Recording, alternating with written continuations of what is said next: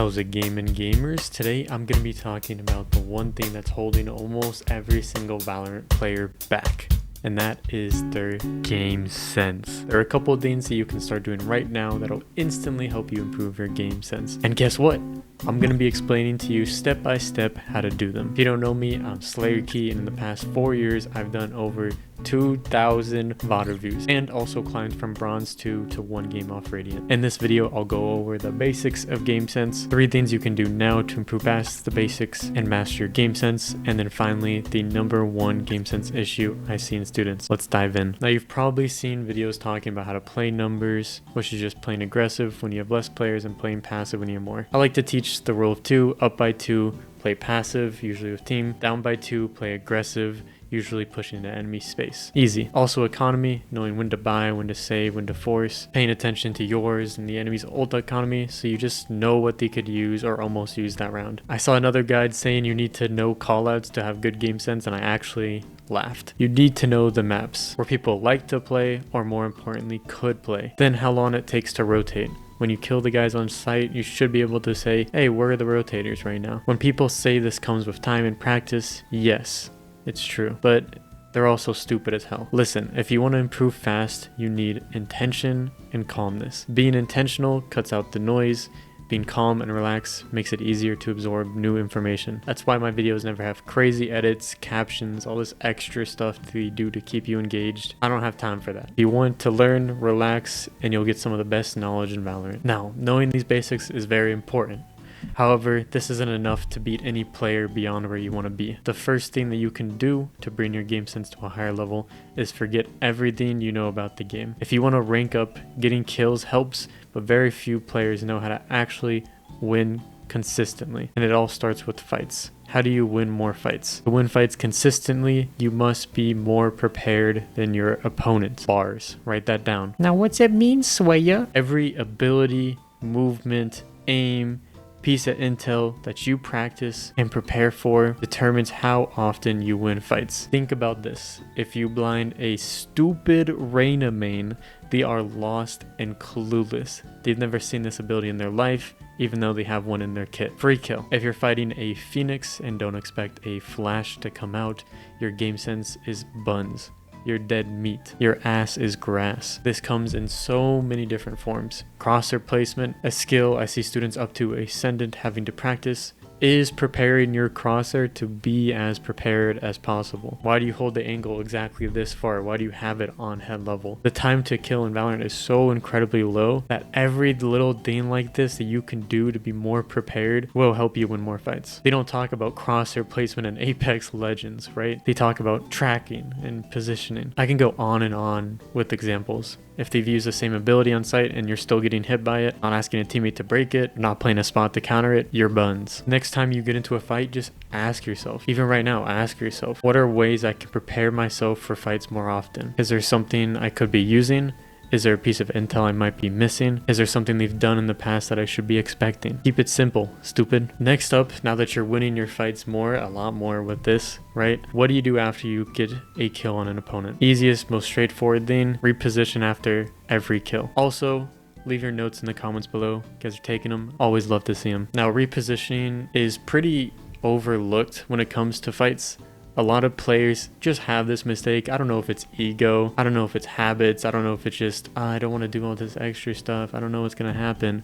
But like you peek an angle, you see the guy and then you just peek it again. You just re-peek the same angle. Or after you kill a guy, you're still holding the same exact spot you just killed him from. Each time you take a fight in Valorant, imagine yourself like Solid Snake where there's just a big exclamation mark above your head. So everyone knows where you are. All the little NPCs are going to come looking for you in your last known position.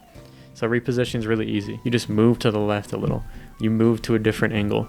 You move a little when you don't have a lot of time to move to a different angle. Even just a little bit helps. This is how you abuse timings in this game. So if you don't do this, you're buns. Make sure that you're repositioning after every kill, when you see someone, or when you go back into a fight. Catch yourself when you do this. I have an Ascended player and an Immortal player in my coaching program right now who are both doing this. We had to talk about this exact thing. Why do we do this? Because it makes them more unprepared for the fight. It makes you more prepared. Really, it's about them being unprepared. It messes with their expectations. They're like, oh, he was heaven last, let me look at heaven. And then all of a sudden you're down here in hell and you're like, yo, what's good?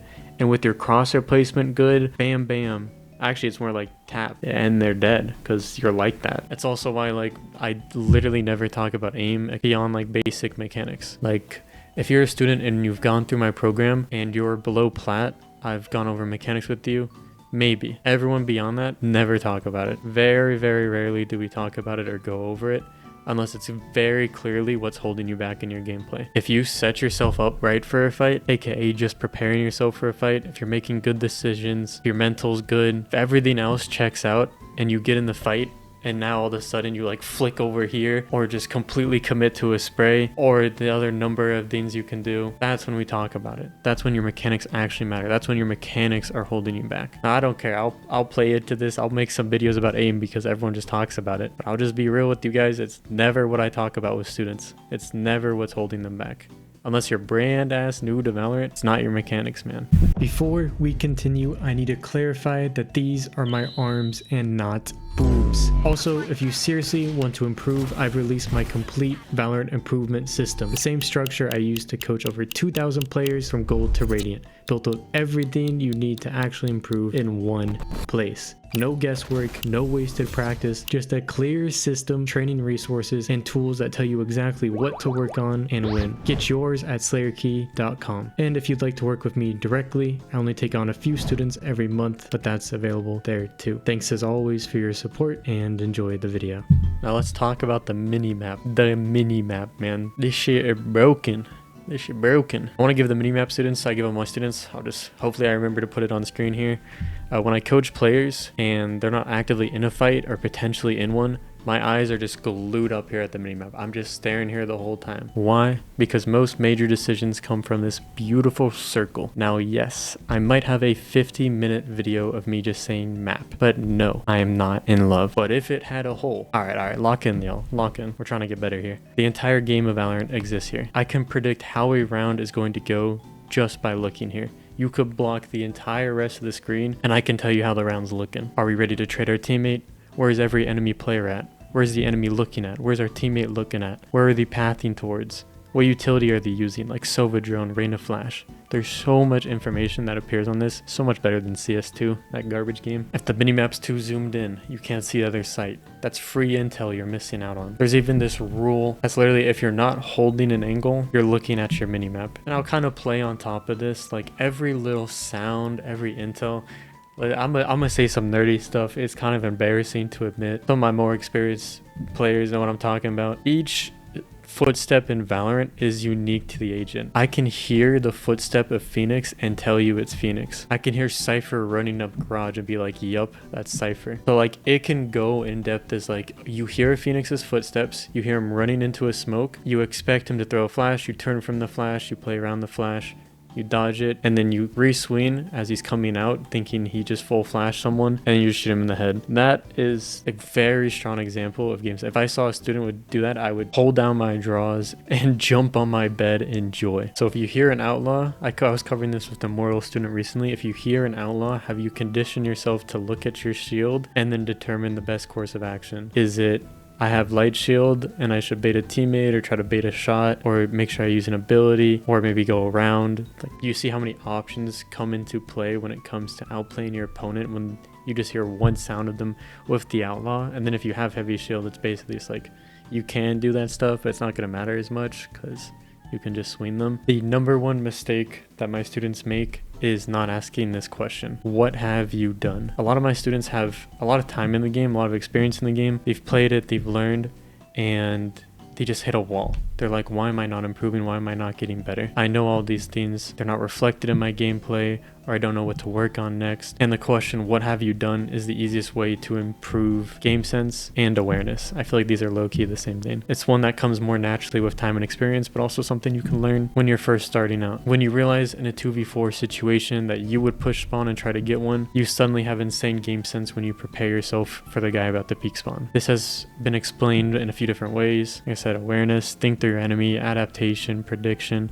Really though, if you think back for a second and just ask what has been done in the past or what have I done, I'm not just talking about that game, even though it still applies. I'm talking about in general. When players go A site on Ascent, do players sometimes go cat? So if you're playing cat, you should probably clear cat before you go focus A site. You recall so much information this way, like this is where I usually entry for this, or this is where I like to take my ult, or this is where Sova is usually drone. It helps you create counterplays naturally and win the most important rounds. If you don't feel like you have this, the easiest thing to do, I have a deadlock student right now who just watched some pro VODs and just copied their setups, and I was the next session after he did that, I was like, yo, this setup is actually insane. It was on Sunset, and like the trips go through the wall elbow and on the orb, and so it's literally an unbreakable trip that you can play off of perfectly. And I'm like, wow. And like you can do some sort of time and experience, but like you can low-key shortcut.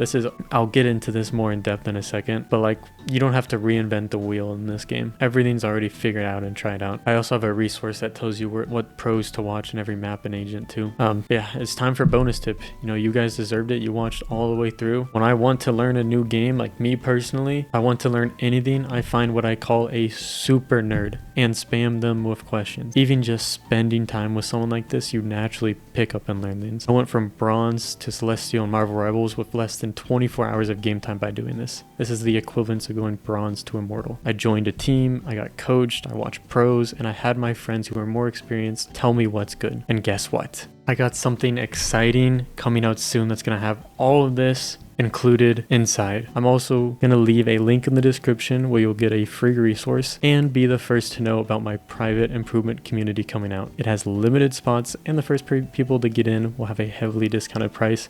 Guys, this is actually going to be so sick. Trust me on this. You want to be there. I know for a fact it will never be such a steal again.